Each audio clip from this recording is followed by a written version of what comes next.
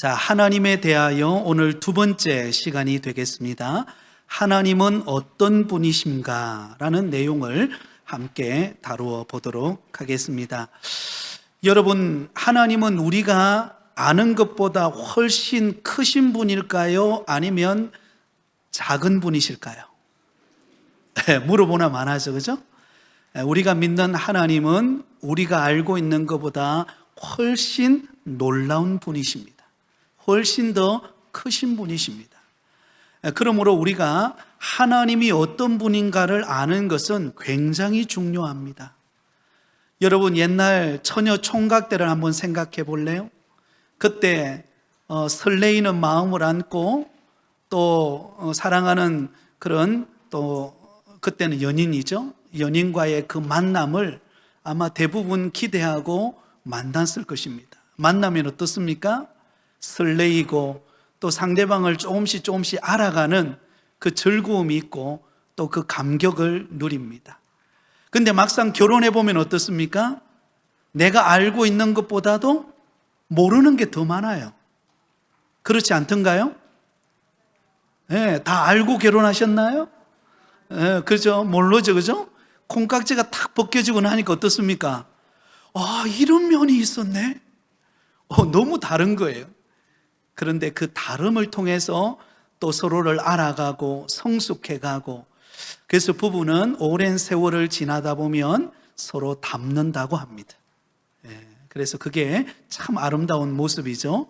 이 시간에 우리가 하나님이 어떤 분이신가에 대해서 우리가 함께 살펴보겠습니다. 이것을 조직신학에서는 신론이라 그렇게 말합니다. 신론, 하나님에 대하여 아는 것, 그것을 일컬어서 신론이라고 하는 건데요, 이 시간에 우리가 한 시간에, 이 짧은 시간에 하나님이 어떤 분이신가를 우리가 다 이해할 수는 없습니다. 그러나 아주 오늘 이렇게 요약된 그런 핵심적인 내용들을 다루면서 우리가 하나님을 알아가는 그런 시간이 되면 좋을 것 같습니다. 자, 여러분, 하나님은 인간이 갖지 아니한 절대성, 그리고 인간과 같은 동일성을 동시에 가지고 계십니다. 하나님은 우리 인간이 갖지 않는 절대적 속성, 그것을 이끌어서 절대적 속성 혹은 비공유적 속성이라고 그렇게 말합니다. 그리고 우리 인간과 동일하게 가지고 있는 속성, 그것을 공유적 속성이라 그렇게 말을 하는데요, 이것을 동시에 가지고 계신 분이십니다. 자, 그렇다면 우리가 이 내용을 살펴보기 전에 먼저 하나님이라고 하는 이름, 그 이름의 의미를 좀 우리가 되새기고 그 내용을 좀 다루면 좋을 것 같습니다. 자, 하나님의 이름은 다양한 이름을 가지고 있습니다. 대표적인 이름이 구약과 신약으로 나누어 볼 수가 있는데요, 그게 보면 하나님의 이름들 해가지고 1번부터 6번까지는 구약에 나오는 하나님의 이름을 소개하고 있는 내용입니다. 그리고 7번부터 9번까지는 신약에 나오는 하나님의 이름을 소개하고 있는 내용입니다. 자, 거기에 보면 하나님의 이름들이 나오는데요, 거기에 보면 대표적인 이름이 무엇인가 하면 바로 엘이라는 이름입니다. 한번 따라해 볼까요? 엘. 이 엘은 하나님을 칭하는 말로서 그것은 힘과 능력을 의미하고 있는 말입니다. 엘. 조금 전에 우리가 임마누엘 우리 찬양했잖아요, 그죠? 거기도 보면 맨 마지막에 뭐가 있었어요? 엘이라는 단어가 있었죠. 하나님, 임마누엘의 뜻이 무엇입니까? 하나님이 우리와 함께 계신다라는 뜻이죠, 그죠? 거기 나오는 엘이라는 단어가 하나님이라는 말입니다. 그래서 그 엘은 하나님이라고 하는 말을 지시하는 가장 단순한 명칭인데요, 그 뜻은 무엇인가? 힘과 능력이라는 뜻입니다. 힘과 능력. 거기에 보면 이렇게 나죠. 제일, 주 혹은 강한, 힘 있는 그런 의미를 가지고 있다라는 것입니다. 그 다음에 하나님의 이름에는요, 엘로힘이라고 하는 단어가 있습니다. 한번 따라해 볼까요? 엘로힘. 자, 그 옆에 오른편에 왼편에 빈 공간이 있죠. 엘로힘 해가지고 화살 표시를 해가지고 창조주 하나님이라고 적어 놓으시기 바랍니다. 엘로힘이라는 말의 뜻은 뭐라고요? 창조주 하나님이라는 뜻입니다. 우리가 창세기 1장 1절에 보면 태초에 하나님이 천지를 창조하시니라. 거기에 나오는 하나님의 원 히브리어 의미가 뭐예요? 엘로힘이라는 말입니다. 엘로힘, 창조주 하나님, 위엄 있으신 창조주 하나님 혹은 통치하시는 하나님으로 일반적으로 지시하고 있는 내용입니다. 그래서 엘로힘 하면 창조주 하나님이라는 뜻을 가지고 있습니다. 그 다음에 세 번째 엘론이라는 말이 나오죠. 엘론, 그 옆에다 적어 놓으시기 바랍니다. 가장 높으신 하나님. 엘론이라는 뜻이 뭐라고요? 가장 높으신 하나님. 하나님은 숭고하고 존귀하시고 가장 높으신 자라는 뜻을 가지고 있는 뜻입니다. 자, 그 다음에 네 번째로 아도나이. 이 아도나이라는 말은 많이 들어보셨죠? 아도나이. 이 아도나이는 옆에 적어 놓으세요. 내 삶의 주인이신 하나님. 아도나이라고 하는 뜻이 뭐라고요? 내 삶의 주인이신 하나님. 그래서 주, 재판하다, 통치하다의 의미로 하나님은 전능하신 통치자 혹은 모든 것에 굴복을 받으시는 주로 지시하고 있습니다. 그러니까 우리 삶의 주인 되시는 하나님. 그래서 그 하나님을 부를 때에 아도나이 그렇게 부릅니다. 그래서 여러분 이스라엘 노래 속에 보면 이스라엘 백성들이 부르는 노래 가운데 이 아도나이라고 하는 노래가 굉장히 많이 들어가요. 하나님이라는 표현을 아도나이, 내 삶의 주인 되시는 하나님, 아도나이 그렇게 고백하는 것입니다. 자, 그 다음에 여러분 많이 들어보셨을 건데요, 엘샤다이 한번 따라해 볼까요? 엘샤다이. 이것은 옆에 적어 놓으세요. 전능하신 하나님. 엘샤다이라고 하는 뜻이 뭐라고요? 전능하신 하나님. 그 의미를 담고 있습니다. 우리 말씀을 한 곳 찾아보겠는데요, 창세기 17장 1절입니다. 여기 보면 엘샤다이 하나님에 대해서 나옵니다. 창세기 17장 1절. 자, 신속하게 한번 찾아보시기 바랍니다.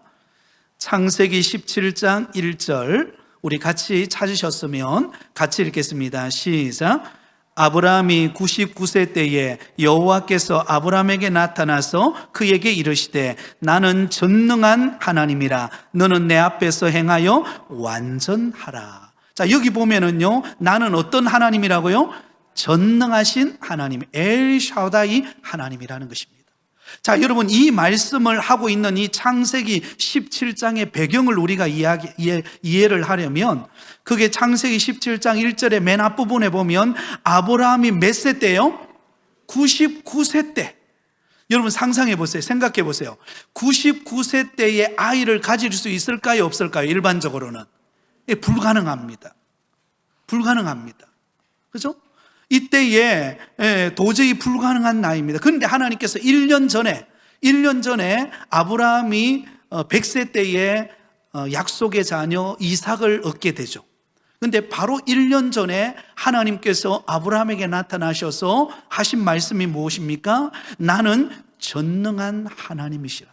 그죠? 불가능이 없으신 하나님이시라는 거예요. 그래서 경수가 끊어져 있고 도저히 아이를 가질 수 없는 나이인데 하나님께서, 전능하신 하나님께서 아브라함의 가정에 약속의 자녀 이삭을 보내주시겠다라고 1년 전에 약속하셨어요. 그래서 1년 후가 딱 되자 여러분 이삭을 하나님께서 그 가정에 허락하신 것을 보게 됩니다. 사랑하는 성도 여러분, 저와 여러분의 하나님은 엘샤다이의 하나님이신 줄 믿습니다. 전능하신 하나님이세요. 그러면 여러분 기도하실 때에 내가 믿는 하나님은 전능한 하나님이십니다. 99세 때에 아브라함에게 약속으로 주시겠다고 약속하신 그 전능한 하나님은 나의 하나님이십니다. 여러분 이렇게 고백하면서 엘샤다이 그 하나님을 믿고 기도할 때 주께서 역사하실 줄 믿습니다. 자, 그 다음에 여섯 번째는요, 여호와, 다른 말로는 야훼라는 말 들어보셨나요? 야훼, 그죠? 순복음 쪽의 교회에서는 이 여호와가 나오는 단어를 다 야훼라고 하는 단어로 바꿔서 표현을 합니다. 같은 의미입니다. 이 여호와라는 뜻은 옆에 적어 놓으세요. 스스로 계시는 하나님, 스스로 계신 하나님, 여호와. 자, 오늘 우리가 조금 전에 읽었던 말씀에 나오는 내용이죠. 출애굽기 3장 13절, 14절을 다시 한 번 더 가보겠습니다. 출애굽기 3장 13절, 14절 우리 화면을 보고 우리 같이 한번 읽도록 하겠습니다. 출애굽기 3장 13절, 14절입니다. 시작. 모세가 하나님께 아뢰되 내가 이스라엘 자손에게 가서 이르기를 너희의 조상의 하나님이 나를 너희에게 보내셨다 하면 그들이 내게 묻기를 그의 이름이 무엇이냐 하리니 내가 무엇이라고 그들에게 말하리까? 하나님이 모세에게 이르시되 나는 스스로 있는 자이니라. 또 이르시되 너는 이스라엘 자손에게 이같이 이르기를 스스로 있는 자가 나를 너희에게 보내셨다 하라.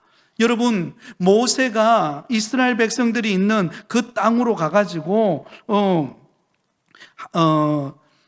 너희 조상의 하나님이 나를 너희에게 보내셨다라고 물을 때에 그 이름이 무엇이냐, 너를 보낸 사람이 분이 누구냐라고 했을 때 스스로 있는 자 여호와께서 나를 보내셨다, 그렇게 모세가 말을 하고 있다라는 것입니다. 자, 그런데 그게 중간에 보면 이 여호와라고 하는 하나님의 이름은요, 체바오트, 만군이라는 말이 함께 붙어 있는 것이 대부분입니다. 그러니까 만군의 여호와 하나님, 많이 들어보셨죠, 그죠?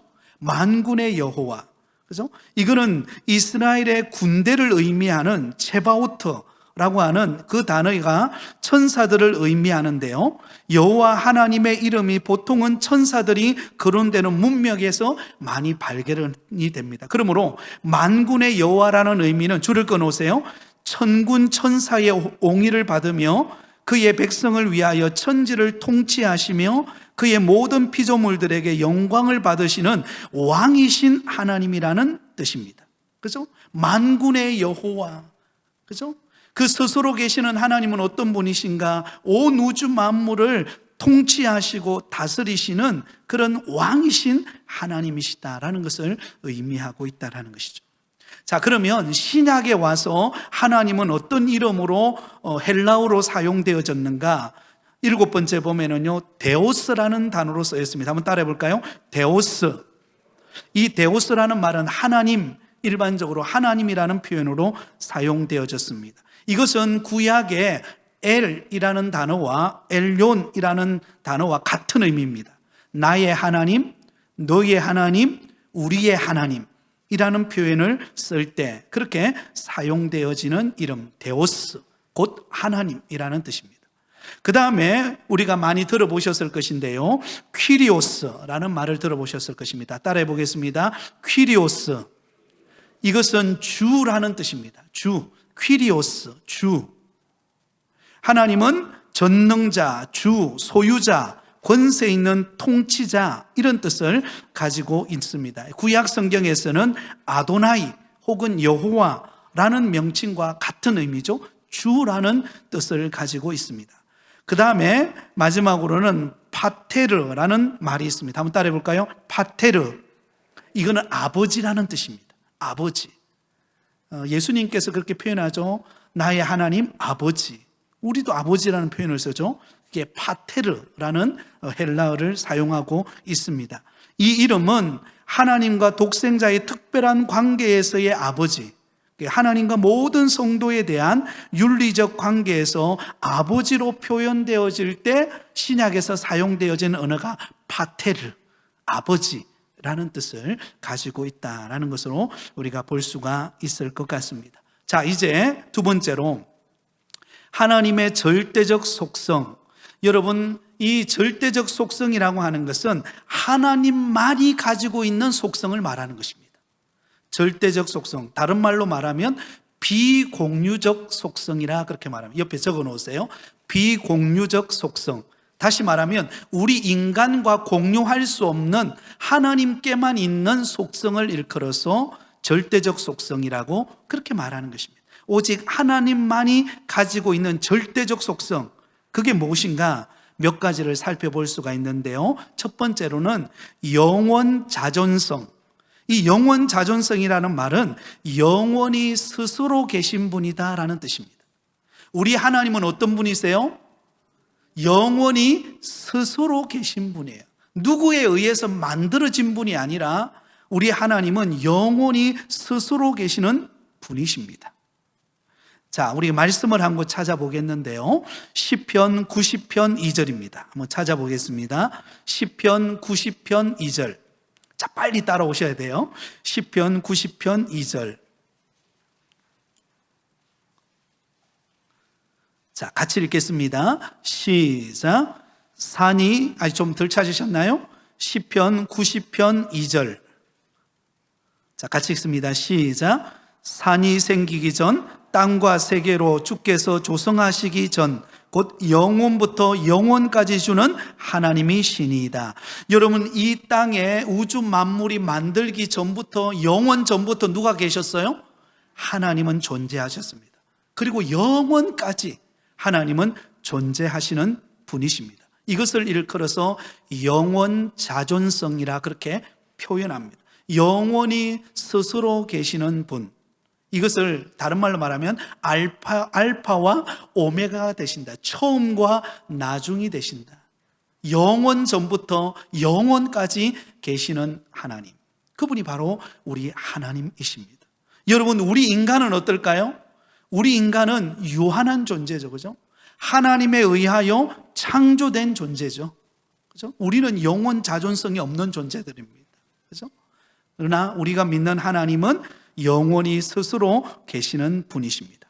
자, 두 번째로 우리 하나님의 절대적인 속성은 무엇인가? 영원 불변성이 있습니다. 영원 불변성. 무슨 말인가? 영원히 변하지 않는다라는 뜻입니다. 하나님은 영원히 변하지 않으세요. 여러분, 이 땅에 있는 모든 것은 변할까요? 안 변할까요?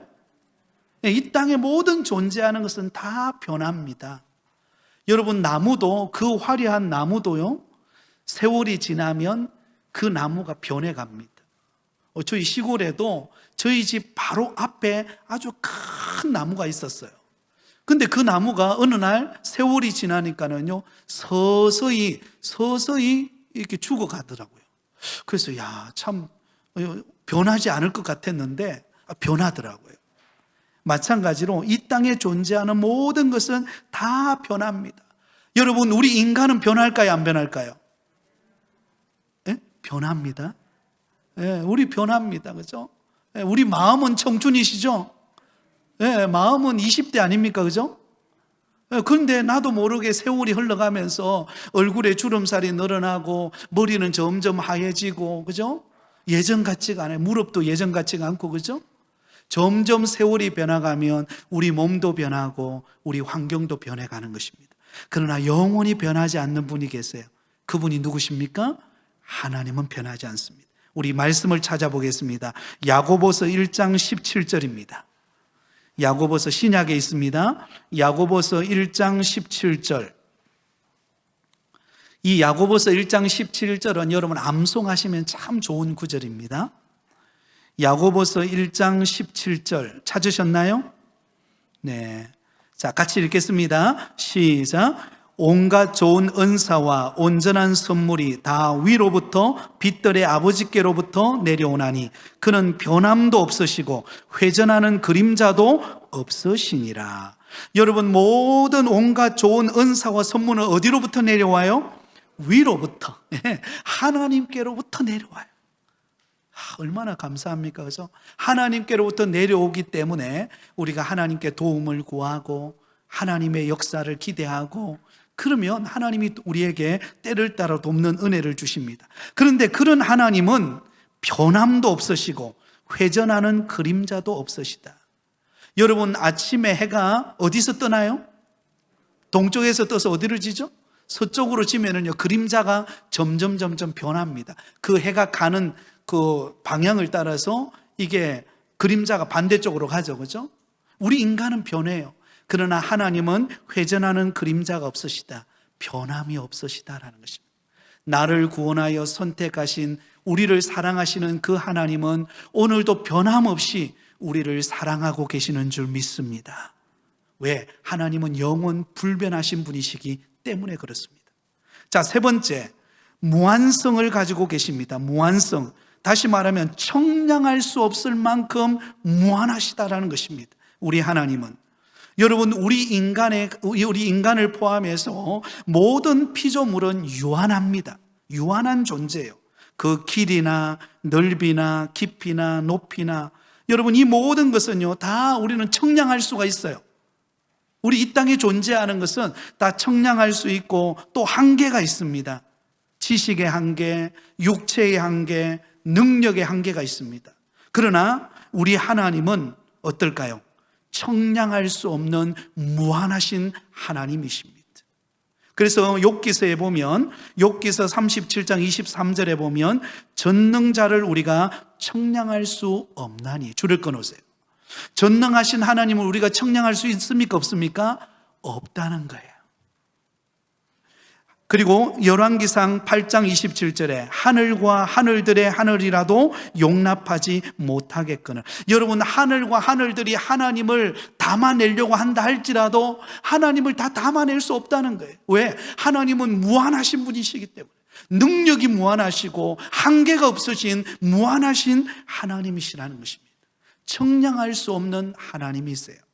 근데 안타깝게도요, 예수 믿는 많은 성도들 가운데 우리가 믿는 그 무한하신 하나님을 유한한 우리 인간의 한계 틀 안에 자꾸 가두려고 하는 게 문제라는 거죠. 내 생각, 내 경험, 내가 가지고 있는 지식의 한계 속에다가 그 무한하신 하나님을 자꾸 넣으려고 하는 그런 우리의 무지함이 있습니다. 아니에요. 하나님은 무한하십니다. 광대하십니다. 광대하십니다. 우리 하나님은 우리가 다 청량할 수 없습니다. 그 하나님께서 우리 가운데 함께 계시고 때를 따라 돕는 은혜로 우리 가운데 역사하고 계시는 줄 믿습니다. 여러분, 우리가 생각할 때는 지금 답답하고 괴롭고 힘든 일들이 많아도 하나님의 무한한 계획 속에서 하나님이 우리의 걸음을 인도해 가고 계신다라는 사실을 믿으실 수 있기를 바랍니다. 자, 그 다음에 네 번째, 무소부재성, 무소부재하신 분이십니다. 무슨 말입니까? 아니 계신 곳이 없다는 말입니다. 하나님은 아니 계신 곳이 없습니다. 어느 곳에든지 하나님은 계신다라는 것입니다. 모든 피조물은 어때요? 자기가 있는 곳에 그 시간적, 공간적 한계 속에 갇혀 있습니다. 저와 여러분이 오늘 이 시간에는 이 예배의 공간에, 우리 부곡교회당이라고 하는 이 예배의 공간 안에 우리가 들어와 있잖아요. 그죠? 그렇기 때문에 이 시간에 우리가 이 시간적, 공간적 한계 속에 있기 때문에 우리는 어때요? 다른 곳에는 갈 수 없어요. 그죠? 내가 여기 있으면서 서울에 있다, 이 존재할 수 없는 것입니다. 우리는 있는 시간과 공간의 한계를, 범위의 한계를 가지고 우리 인간은 살아갑니다. 그러나 우리 하나님은 어때요? 무소부재하시다는 거예요. 아니 계신 곳이 없다라는 것입니다. 이곳에도 계시지만 서울에도 계신 줄 믿습니다. 네, 성교지에도 계시는 줄 믿습니다. 우주 밖에도 계시는 분이 우리 하나님이십니다. 그러므로 여러분, 우리가 그 하나님을 믿고 기도할 때에 역사를 움직이시는 무소부재하신 하나님이 놀랍게 역사하시는 거예요. 여러분, 우리가 교회에서 선교사님들을 위해서 기도하면은요, 우리가 직접 그 선교사님들처럼 그 현장에 가 있는 것은 아니지만 무소부재하신 하나님께서 우리의 기도를 들으시고 그 먼 선교지, 그죠? 캄보디아, 그리고 필리핀, 파키스탄, 그리고 태국, 그곳에 하나님이 우리 기도를 들으시고 무소부재하신 하나님께서 역사하신다는 사실을 믿으시기 바랍니다. 자, 우리의 말씀을 한번 찾아볼까요? 시편 139편 8절에서 10절, 제가 굉장히 좋아하는 말씀입니다. 여러분, 이 말씀을 마음속에 좀 담아두면 좋을 것 같은데요. 시편 139편 8절에서 10절, 이건 다 찾으세요. 꼭 찾으시기 바랍니다. 시편 139편 8절에서 10절 말씀. 자, 여러분 줄을 끄면서 우리 같이 한번 읽도록 하겠습니다. 시작. 내가 하늘에 올라갈지라도 거기 계시며 수월에 내 자리를 펼지라도 거기 계시니이다. 내가 새벽 날개를 치며 바다 끝에 가서 거할지라도 거기서도 주의 손이 나를 인도하시며 주의 오른손이 나를 붙드시리이다. 아멘. 여러분, 얼마나 감격스러운 말입니까? 내가 하늘에 올라갈지라도 그곳에 누가 계세요? 하나님이 계세요. 내가 스올에 내 자리를 펼지라도, 스올은요 지옥이라는 의미와 동일합니다. 그러니까 내가 낭떠러지에 떨어져 있는 것과 같은, 내 환경의 가장 밑바닥에 지금 내가 있는 그런 상황일지라도 그곳에 누가 계신다고요? 하나님이 함께하고 계신다는 것입니다. 내가 새벽 날개를 치며 바다 끝에 가서 거한다 할지라도, 바다 끝에 있다 할지라도, 모든 것을 할 수 없는 마지막 그 막다른 그 바다 끝에 내가 머물러 있다 할지라도 거기서도 주의 손이 나를 인도하고 계신다. 아멘. 주의 오른손이 나를 붙들고 계신다. 무소부재하신 하나님이 나를 붙들고 계시고, 내 눈에 내 자녀가 보이지 않지만 내 자녀가 가 있는 직장과 또 여러 가지 먼 곳에 가 있는 그곳에 우리 하나님이 함께 하셔서 하나님의 오른손으로 우리 자녀들을 붙들고 계시는 줄 믿습니다. 그래서 우리가 기도하면 되는 거예요. 우리가 가지고 있는 능력의 한계, 우리가 가지고 있는 시간과 공간의 한계, 내가 도울 수 있는 여러 가지 환경은 어렵지만 하나님이 역사하실 것을 바라보며 우리는 기도해야 합니다. 우리 박혁인 집사님 둘째 아들이 서울에 이제 사실 배우로서 공부하러 올라갔는데, 이 배우라는 직업이 이게 불규칙적이잖아요. 그래가지고 우리 우건이가, 큰아들 우건이가 하는 그 동일한 사업을 서울에 오픈을 해서 여러분 기도해 주시기 바랍니다. 그래서 지금 우리 집사님 굉장히 마음적으로 많이 바쁘고 또 많은 염려도 되고 그럴 것인데요, 집사님이 할 수 있는 것은 하나님 앞에 기도할 때 하나님이 그곳에서도 은혜 주실 줄 믿습니다. 여러분, 하나님의 손이 우리와 함께 하시고 어느 곳에 가든지 하나님의 역사하시는 능력이 나타날 줄 믿습니다. 자, 그 다음에 다섯 번째, 전지전능성입니다. 하나님은 전지하시다, 모르는 게 없으시다는 거예요. 전능하시다, 능치 못할 일이 없으시다라는 것입니다. 여러분, 우리 하나님은 모르는 게 없습니다. 우리가 아는 것과는 차원이 다릅니다. 우리는 지식의 한계, 능력의 한계, 모든 것이 한계가 있습니다. 그러나 하나님은 모든 것을 아십니다. 한번 따라하겠습니다. 하나님은 모든 것을 아십니다. 네, 우리가 어디로 가야 될지, 뭘 해야 될지 고민하고 있을 때 우리 하나님은 다 알고 계십니다. 그렇기 때문에 전지하신 하나님 앞에 우리가 기도하고 도움을 구해야 합니다. 그리고 전능하신 하나님, 능치 못할 일이 없으시는 하나님, 그 하나님께 우리가 도움을 요청해야 합니다. 여러분, 99세 때에 아브라함 이제 다 포기했어요. 아무리 기다려도 뭐 자녀 얻을 상황도 안 되고 경수는 다 끊어졌죠. 근데 하나님이 99세 때 1년 전에 딱 나타나셔가지고 나는 전능하신 하나님이라, 내가 너와 함께하고 있다. 1년 후에 너희 가정에 약속의 자녀를 주시겠다. 안 될 것 같고 없는 것 같으나 하나님은 없는 것 가운데 있게 하시는 전능하신 하나님이신 줄을 믿습니다. 여러분의 가정에 지금 없는 게 무엇입니까? 지금 정말 내 힘으로 해결할 수 없고 답답하고 너무너무 고민되고, 때로는 기도하러 기도의 자리에 나왔는데도 기도가 안 될 때가 있습니다. 여러분, 기도 잘 되시나요? 요즘에 어떠세요? 어떤 때는 정말 기도 제목을 막 머리에 이고 교회 와서 막 기도하려고 하는데 기도가 안 될 정도로 마음이 힘들어질 때가 있어요. 그때 우리 마음 하나님 아십니다. 아멘. 그럴 때는 여러분, 많은 기도가 잘 안 나올 때는 그냥 아버지 여러분, 이럴 때가 있죠, 그죠? 정말 답답해서 막 기도는 안 되는데 막 탄식 비슷하게 아버지 막 가슴을 치면서, 그죠? 막 너무 답답해가지고. 근데 하나님은 그걸 보십니다. 하나님은 그 눈물을 보고 계세요. 모든 것을 아시는 하나님, 모든 것이 능치 못함이 없으신 하나님은 듣고 계십니다. 그리고 반드시 때가 되어 이루십니다. 여러분, 그 좋으신 전지전능하신 하나님이 우리 하나님이심을 믿고 의지하며 기도하시기 바랍니다. 자, 이제 세 번째로, 사람과 동일한 속성, 가로 열고 이렇게 적어 놓으세요. 공유적 속성.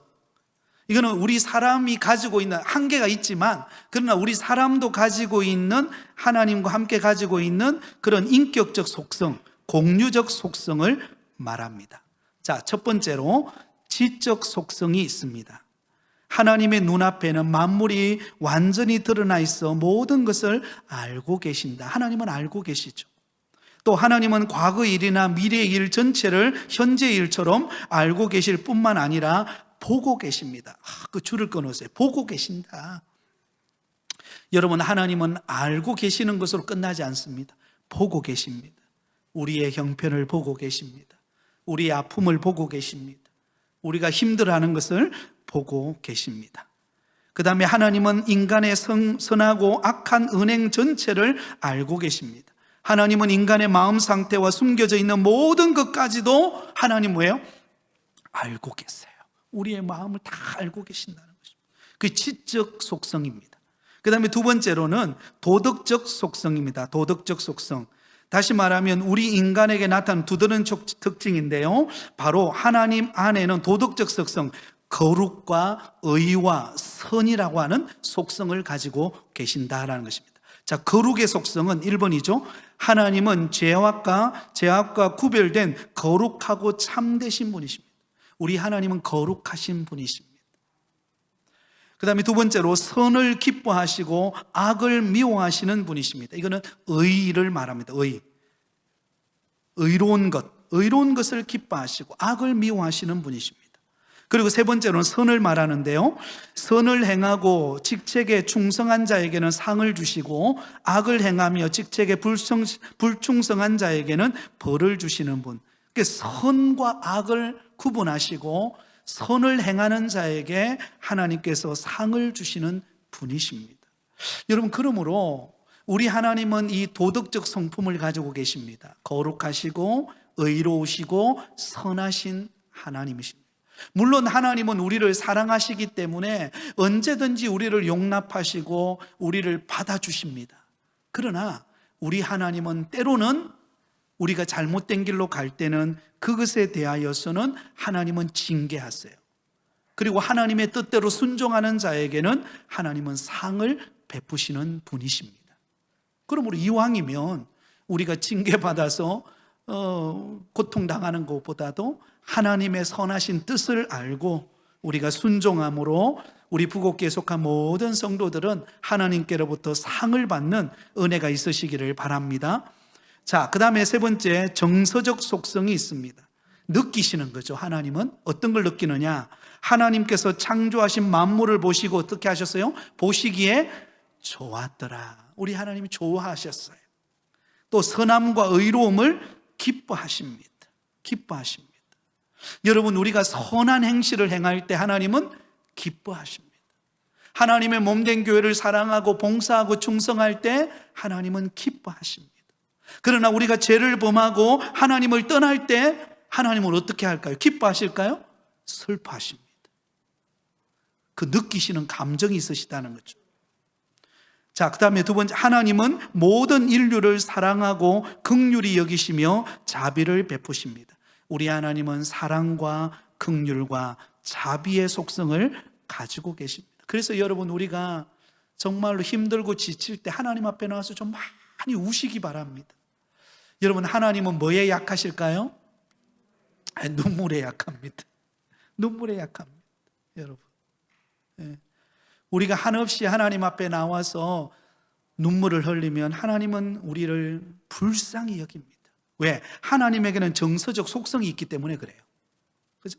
하나님이 만약에 그런 눈물, 아픔을 못 느끼신다면 굉장히 하나님이 우리에게 어떻게 다가오실까요? 이성적으로 다가오실 거예요. 너 왜 우니? 너 왜 우니? 이렇게 다가오실 거예요. 그러나 하나님의 속성 중에는요, 이 자비의 속성이 있기 때문에 우리가 눈물 흘리면은요, 하나님도 아파하세요. 하나님도 안타까워하십니다. 그래서 그 아픔을 돌아보시고 하나님이 역사하시는 것입니다. 그러면 하나님은 우리의 눈물을 병에 담아서 하나님이 그것을 가져가세요. 그리고 하나님은 우리에게 은혜를 베푸십니다. 사랑하는 여러분, 어려움이 있으십니까? 힘든 일이 있습니까? 하나님 앞에 나와서 많이 우시고 하나님 아버지라고 부르시고 하나님 나를 불쌍히 여겨달라고 애통해 하시기를 바랍니다. 그러면 하나님이 위로부터 위로를 주실 것입니다. 하나님이 우리를 만지시는 것을 경험하게 될 줄 믿습니다. 그 다음에 사악한 것과 불순종, 그릇된 것을 보시고 하나님 뭐 하십니까? 진노하십니다. 하나님은 공의로우신 하나님이시기 때문에 죄에 대하여 하나님이 기뻐하지 않는 일에 대해서는 하나님은 진노하시는 정서적 속성을 가지고 있다는 것입니다. 그 다음에 네 번째, 주권적 속성을 가지고 있습니다. 하나님의 주권은 그의 모든 피조물들을 자신의 선하고 기쁘신 뜻에 의하여 행하시는 주권적 속성입니다. 자, 하나님은 만유의 주인이십니다. 천사도 인간도 우주의 만물도 다 누구의 것이에요? 하나님의 것입니다. 하나님이 친히 주가 되셔서 주권을 가지고 움직이십니다. 하나님은 만유를 다스리시는 분이십니다. 하나님의 지배를 받지 않는 것이 하나도 없습니다. 하나님은 만유를 수호, 유지, 협력하시고 그 존재하는 목적을 이루어 가십니다. 여러분, 오늘도 하나님은 주권을 가지시고 우리의 걸음을 이끌어가고 계세요. 하나님은 우리 가운데 섭리하고 계십니다. 하나님이 우리를 통하여 이루시기를 원하시는 하나님의 선한 뜻을 이루기 위하여 오늘도 주도적으로 우리를 붙드시고 우리의 걸음을 이끌어가고 계시는 줄 믿습니다. 그래서 성경의 구속사적인 관점도 있지만 또 한편으로는요, 하나님의 열심으로 그 일을 이루어 갔어요. 여러분, 아브라함이 약속의 땅에 들어가죠? 약속의 땅에 딱 들어갔는데 여러분, 그 땅에 기근이 왔어요. 기근이 와가지고 어디로 내려갑니까? 애굽으로 내려가죠. 애굽으로 내려가서 위기를 당할 때 누가 역사합니까? 하나님이 역사해요. 여러분, 아브라함이 자기 아내 사라를 누이라고 속이잖아요. 몇 번 속입니까? 2번이나 속여요. 근데 참 이상하죠. 하나님은 아브라함을 혼내는 게 아니라 누구를 혼냅니까? 그 사라를 괴롭히려고 하는 그 왕들을 하나님이 징계하세요. 그만큼 하나님은 어때요? 주권적인 능력을 가지시고 우리의 걸음을 인도해 가신다는 거예요. 그러면 여러분, 하나님의 열심히 우리 가운데 일하고 계십니다. 우리가 좀 부족하고 연약해도 하나님의 도우심을 구하고 하나님의 그 주권을 인정하는 믿음의 걸음이 되실 수 있기를 바랍니다. 자, 5번째로 유복적 속성이 있습니다. 이것은 하나님은 복이 있으신 분이시다라는 것입니다. 하나님은 사랑하시는 자에게 뭘 주실까요? 복을 주시는 분이시다라는 것입니다. 여러분, 하나님께는 틀끝만큼도 불행이나 장애물 그리고 슬픔이나 괴로움이 없습니다. 그 이유는 그는 절대로 완전하시며 속된 것과는 구별되어 계시고 이 모든 것을 초월하신 분이시기 때문입니다. 우리 하나님은 복을 주시는 분이십니다. 하나님께 안에 영원한 기쁨, 평안, 만족, 자유, 영광이 충만하십니다. 하나님께만 영생이 있고 복된 나라가 존재합니다. 그러므로 우리가 하나님을 가까이 하면 할수록 어떤 일이 일어날까요? 하나님이 우리에게 부어주시는 복의 은혜가 임하는 것입니다. 아멘? 하나님을 자꾸 멀리하면은요, 멀리하고 하나님의 은혜를 떠나면 잘 될 것 같지만은요, 그 영혼이 피폐해집니다. 그러나 하나님을 가까이 하고 하나님의 은혜를 사모하며 우리 하나님은 유복적 속성을 가지고 계시기 때문에 하나님은 그렇게 가까이 하는 자에게 은혜를 베푸시는 것입니다. 그렇게 가까이 하는 자에게 응답을 주시는 것이에요. 하나님의 도우심의 손길이 우리를 붙들게 되는 것입니다. 우리 하나님을 가까이 하는 여러분 되기를 바랍니다. 마지막 3번째입니다. 하나님과 우리 인간과의 관계는 무엇입니까? 하나님은 인간을 특수하게 창조하셨습니다. 자, 우리 인간을 창조하셨는데 다른 동물과 다르게 창조하셨어요. 흙으로 육체를 만드시고 그 코에다가 뭘 불어 넣으셨어요? 생명, 생기를 불어 넣으셨어요. 그래서 생명이 되었습니다. 다른 동물들과 달리 사람을 하나님과 교제하도록 창조하셨습니다. 그래서 우리는 하나님의 형상대로 지음을 받았다 그랬어요. 하나님의 형상대로 지정의라고 하는 하나님의 속성을 가진 존재로 창조하셨어요. 왜 그렇게 창조하셨는가? 하나님과 교제하기 위하여, 하나님과 친밀한 교제를 통하여 그 안에서 은혜를 경험하고 그 안에서 누림을 경험하도록 하나님은 우리 인간을 창조하셨다라는 것입니다. 영생할 수 있도록 창조하셨지만 우리 인간이 범죄함으로 그것을 상실했죠. 그죠? 그래서 만물을 창조하여 인간에게 주셨어요. 참 여러분 놀라운 일은요, 하나님은 온 우주 만물을 창조해 놓고 난 다음에 그것을 누구에게 주셨어요? 우리 인간에게 주셨다는 거예요. 물질 세계를 정복하고 그리고 다스리고 또 의식주를 위하여 만물을 자유로 사용할 수 있도록 그런 특권과 권리를 하나님이 우리 인간에게 주셨다라는 것입니다. 근데 우리 인간이 어때요? 죄로 말미암아 다스리고 정복하고 하나님의 영광을 나타내야 되는데 우리 인간이 그렇지 못하고 죄를 범함으로 인하여 결국은 멸망받는 존재가 되었습니다. 그런 우리를 위하여 하나님께서 외아들이신 예수 그리스도를 우리에게 보내주셨습니다. 그 예수님을 믿음으로 우리가 구원받고 하나님의 자녀가 되는 줄 믿습니다. 자, 오늘은 여기까지 하도록 그렇게 하겠습니다. 자, 이제 말씀을 맺으면서 저를 보세요. 우리가 믿는 하나님을 아는 만큼 우리는 풍성함을 누리게 됩니다. 그죠? 예. 우리 하나님은 이런 분이세요. 우리 하나님은 전능하신 분이십니다. 모르는 게 없으신 분이십니다. 우리 아픔을 아시는 분이십니다. 그러므로 언제든지 하나님 앞에 나와서 도움을 구하고 하나님이 주시는 능력을 힘입어서 2022년도를 잘 마무리하고 2023년도에 하나님께서 부어주시는 차고 넘치는 갑절의 은혜를 받아 누리시기를 예수님의 이름으로 축원드립니다.